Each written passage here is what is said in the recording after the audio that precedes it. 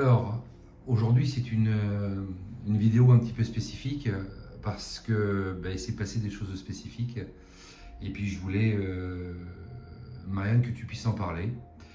Euh, alors déjà, je te souhaite toutes mes condoléances, hein, Merci. moi et Muriel, déjà pour commencer.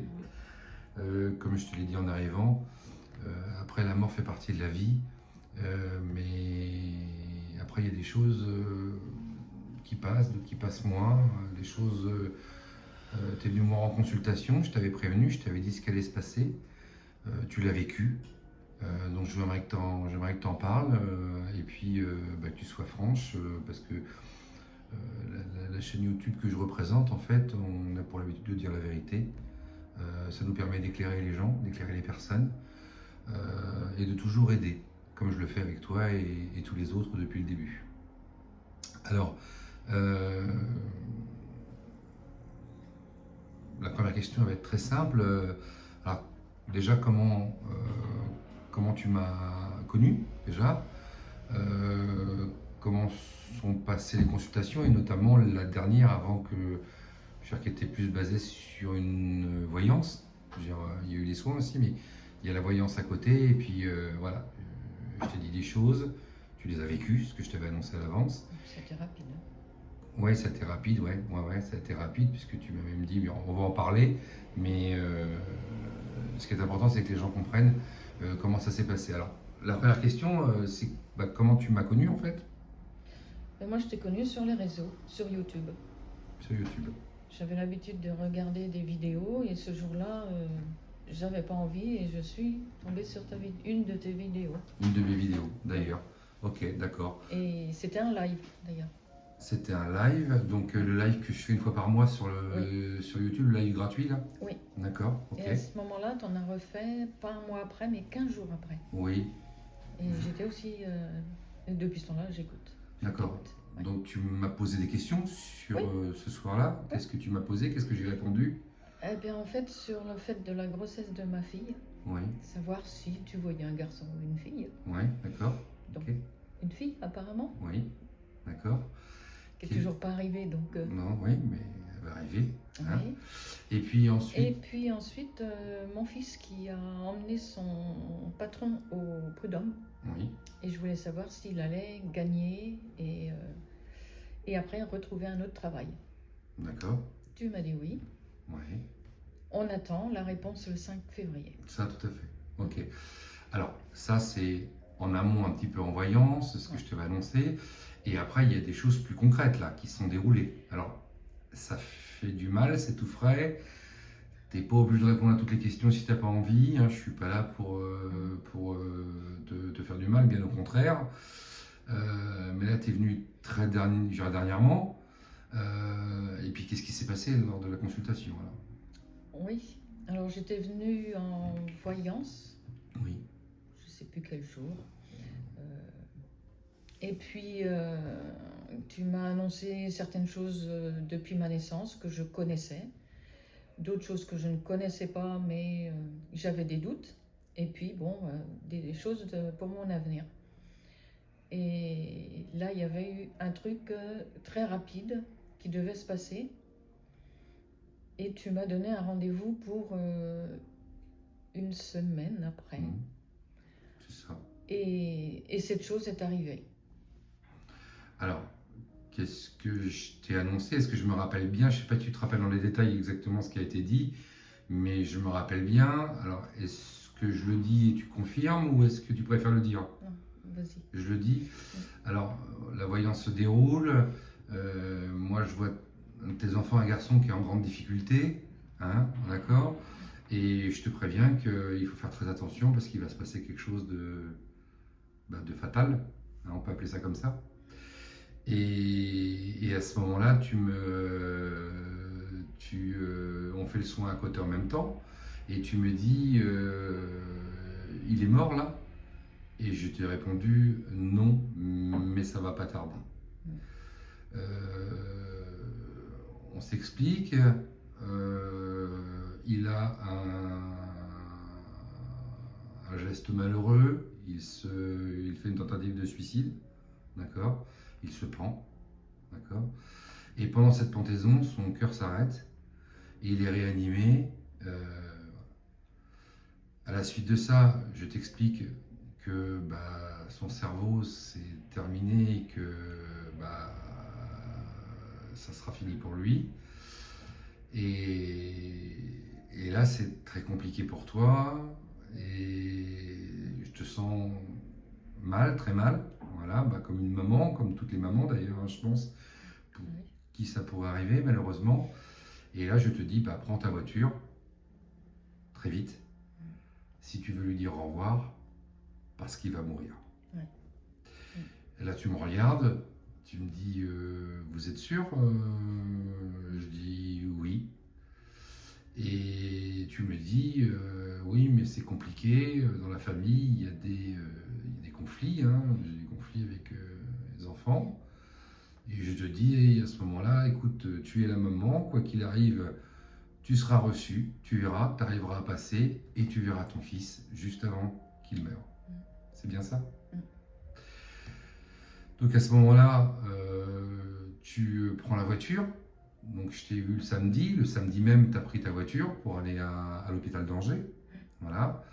Tu as eu un petit peu de mal, tu as eu du mal au début, on t'a fait attendre pour que tu puisses voir ton fils. Et tu as pu passer les derniers moments avec lui et le voir. Oui, mais il était décédé. Oui, voilà. Bah oui. Voilà. Parce qu'avant de le voir, le chirurgien et les infirmières m'ont invité de m'asseoir dans une petite salle. M'a expliqué ce qui s'était passé. Ils m'ont dit on vient de faire un scanner et le cerveau est mort. Ouais, Voilà. C'est fini quoi. Mais c'était fini juste là. avant. Ouais, c'est ça. Ouais. Ouais, c'est ça. Mais tu as pu dire au revoir à ton fils. Voilà. Donc j'ai demandé des explications banales en fait, qu'on a envie de savoir et puis finalement on a les réponses en nous en fait. Bien sûr. Et du coup, après, il me dit, bon, on va y aller. Il m'a parlé du don d'organes. Donc, il me demande ce que j'en pense. Je lui ai dit qu'il était majeur. Donc, s'il n'avait normalement pas de carte de refus sur lui, ça veut dire qu'il était donneur d'organes. Donc, je lui ai dit, c'est très bien. D'accord. Donc, il m'a expliqué là que du coup, effectivement, il y a don d'organes. Et du coup, on récupère pas le corps tout de suite. Et il y a eu d'autres petites questions et réponses. Et après, je lui ai demandé pour y aller. Et il m'a dit, je vous accompagne. Ils m'ont accompagné tous les trois, les deux infirmières et le chirurgien. Et ils m'ont dit, si vous avez besoin, vous nous appelez. Du coup, là, j'ai demandé si je lui parle, est-ce qu'il va m'entendre? Et il m'a dit, non, son cerveau est mort, il ne vous entendra pas. Et au même moment, ça m'a fait un déclic en me disant, son cerveau est mort, mais son âme est toujours là. Donc je me suis dit, je vais lui parler. Je suis rentrée, alors il m'avait prévenu que c'était impressionnant avec les tubes et tout ça, parce qu'en fait, comme il est donneur d'organes, eh bien, on a l'impression qu'il est encore vivant, qu'il dort, parce qu'en fait, il faut qu'il maintienne son cœur. Même si son cœur est mort, c'est la machine qui maintient son cœur pour que le sang circule pour pouvoir avoir les dons d'organes. Donc, en fait, j'ai pas vu une personne morte, j'ai vu une personne endormie. Ce que je pense que c'est moins dur, même si je sais qu'il est parti. Et ses mains, elles étaient sous son drap, et j'ai demandé, est-ce qu'il y a moyen de lui prendre la main? Elles m'ont dit oui, donc elles ont sorti sa main, elles ont mis une chaise. De faire, d'ailleurs. Oui, elles ont mis une chaise. Je me suis assise, j'ai pris sa main entre mes deux mains, je lui ai parlé, je lui ai remémoré un peu son enfance, les conflits qu'on a eus un peu, les bonheurs qu'on a eus aussi. Et puis j'ai prié la Vierge Marie et Jésus comme je le fais tous les jours à la maison. Je lui ai demandé à Jésus qu'il lui pardonne son geste. Pour qu'il aille directement au paradis et non, comme on dit, en purgatoire. Et je lui ai demandé de me faire un geste qu'il avait compris. Et sur le monitoring, il y a eu des choses qui ont bougé en fait. Parce qu'avant ça faisait ça, enfin, des petites vagues. Et là il y a eu une vague, ça fait ça, ça fait ça, ça. Et après ça a repris les vagues. Et là je me suis dit, je viens de demander ça et aussitôt j'ai ça. Donc je me suis dit, c'est peut-être pas lui parce qu'il est décédé, mais son âme ou alors le Seigneur qui m'a répondu. Je suis en doute de qui m'a répondu, mais on m'a entendu. Et de là, ça m'a soulagée en fait. Soulagée. Alors je suis triste, je suis très peinée parce que c'est mon fils, mais je suis soulagée de ce que j'ai vu. Maintenant, il faut attendre la suite, quoi. J'étais un petit peu agacé lors de la dernière séance, tu l'as vu, alors que moi je m'agace pour ainsi dire jamais dans les séances parce que tu m'as expliqué un petit peu la situation. Je ne comprenais pas qu'une mère ne puisse pas aller voir son fils, surtout dans ce genre de phase clinique, on va dire ça comme ça. Moi, je t'ai demandé tout de suite de prendre la voiture et d'y aller parce que je voulais surtout pas que ton fils décède et parte sans que tu l'aies vu. Oui. En tant que médium, comme tu le sais, comme tu as pu le constater à plusieurs reprises, je vois beaucoup de choses, j'entends beaucoup de choses, et c'était un appel qui était lancé. Et je me devais de te le dire. Je me devais de te dire, vas-y, parce qu'il faut que tu lui parles, parce que tu n'as aucune crainte à avoir envers la famille ou autre, parce que quoi qu'il arrive, tu seras assez forte pour traverser tout ça et aller voir ton fils et lui dire au revoir. Je suis aussi très triste des gens qui mettent fin à leur vie et qui... mais je comprends aussi, en tant qu'être humain, qu'il y ait des personnes qui, à un moment donné, n'arrivent plus, n'arrivent pas, et que ça puisse exploser, ou deux fils se touchent, on appelle ça comme on veut, et que le malheur arrive. Mais je savais ce qui allait se passer, je te l'avais annoncé à l'avance, alors certes, pas très longtemps à l'avance, mais suffisamment pour que tu puisses y aller, parce que tu as quand même 2h30 de route, je crois, à peu près, voilà, et que tu puisses lui dire au revoir. Je suis content que tu aies pu le faire, parce que je sais que maintenant, tu vas pouvoir faire ton deuil, voilà, et tu vas pouvoir avancer. Alors que, si tu ne l'avais pas fait, je pense que toute ta vie... Je m'en serais voulu parce que je ne pensais pas qu'il était comme ça. Pour moi, je ne sais pas si je peux le dire. Vas-y, tu dis ce que tu as envie de dire, il n'y aura pas de reprise, ça sera tout en direct, parce que je fais aucune coupure, mais vas-y, tu peux dire ce que tu as envie. Comme il s'est mis la corde autour du cou, pour moi, il y a eu rupture, et après, il était devenu violet. Oui. Et là, non, il était tel que je le connais, tel que je le connaissais, serein, il dormait, simplement, et très, très, très bien, en fait. Très bien. Et ça m'a surpris, et si je n'étais pas allée le voir, je serais restée avec l'idée de ce que je croyais qu'il était. Et là, non. Non. J'ai vraiment insisté, hein, t'as vu. Oui, mais il a fallu que je me batte là-bas. J'ai vraiment insisté pour que tu ailles. Pour moi, c'était important parce que tu m'as appelé quand tu es ressorti sur le parking. J'étais stationné sur le parking à côté, et tu m'as appelé en me remerciant, en me disant Stéphane, merci d'avoir quelque part d'avoir assisté, de m'avoir prédit les choses à l'avance. Elles se révèlent vraies pour le coup. Mais moi, je voyais pas comment faire autrement. Pour moi, c'était j'étais obligé de le faire. Si je l'avais pas fait, j'y aurais repensé pendant très longtemps, parce que j'aurais eu l'impression de pas faire ce que je dois faire au quotidien quand je reçois les gens ici pour les aider. Comment tu vois la suite maintenant, aujourd'hui, là? Alors c'est un peu frais, je suis désolé de te poser la question parce que je sais que tu vas pas pouvoir, assister. Alors on m'a fait le reproche, parce qu'en fait, dans la famille, il y a 2 clans, enfin, voire même 4-5 clans, dont des enfants qui ne me parlent plus, d'autres qui me parlent, parce que j'ai 5 enfants. Et du coup, une qui se trouve entre de mon côté, qui me parle à moi, qui parle aussi à ses frères, à sa famille du moins, a, comme on dit, le cul entre deux chaises. Donc il se passe des choses dans la famille qu'elle a envie de me dire, qu'elle ne peut pas parce qu'on lui dit tu ne lui dis pas. Donc il y a beaucoup de choses que je ne connais pas. Et là, elle s'est dit, il faut que je lui dise.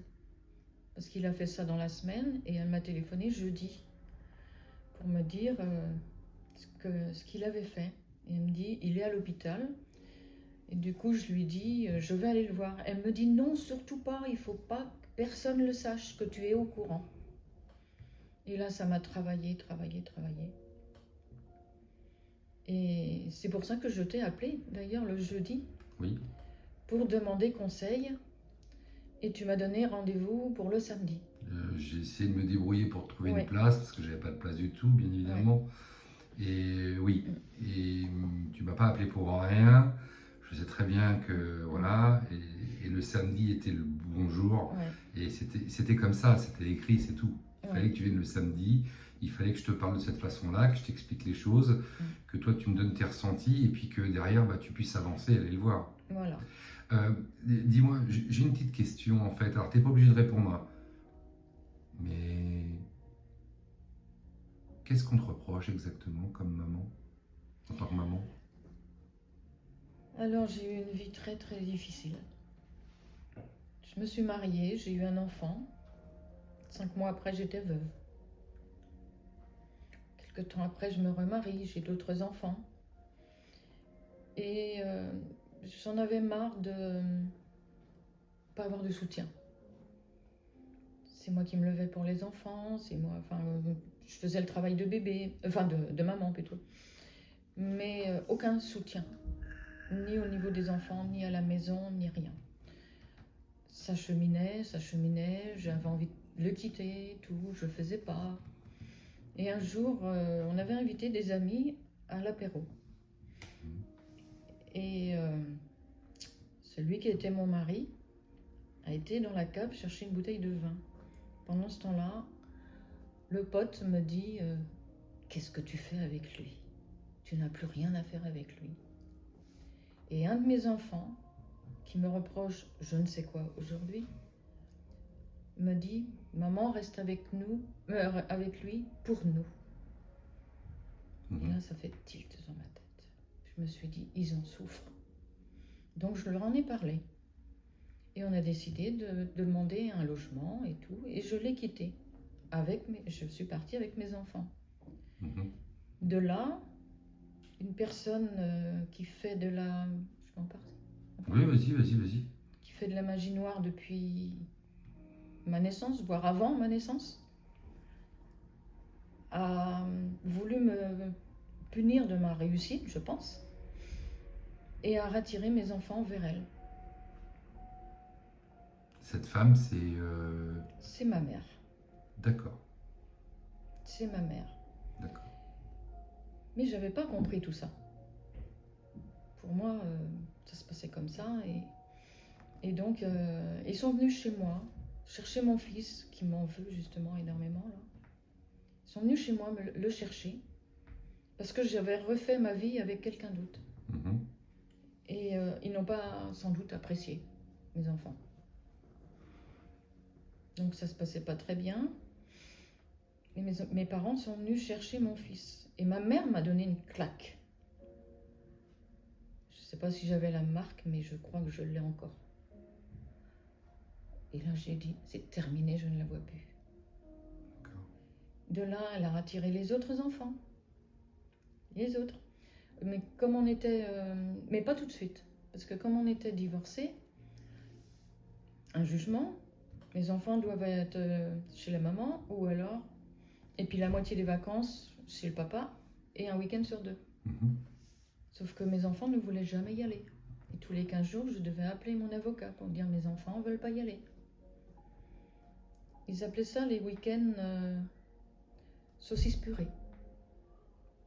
Vous savez, les machines là, avec de la purée mousseline. Oui, ça, oui. Voilà. Il ne voulait pas y aller. Jusqu'au jour où ma mère a fait ça, et après, mes enfants sont partis.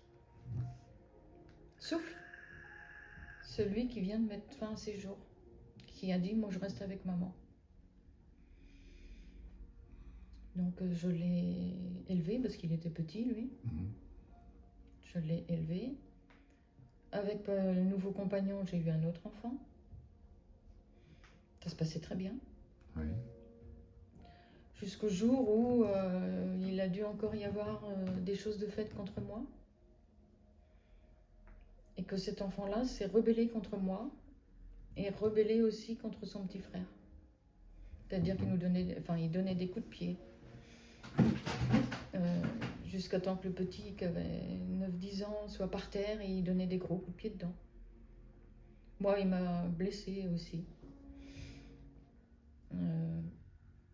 Et puis, plein d'autres choses, quoi.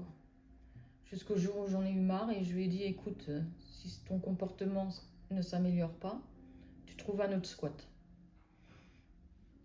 Du coup, il est parti chez son père. Et là, c'était la dégringolade.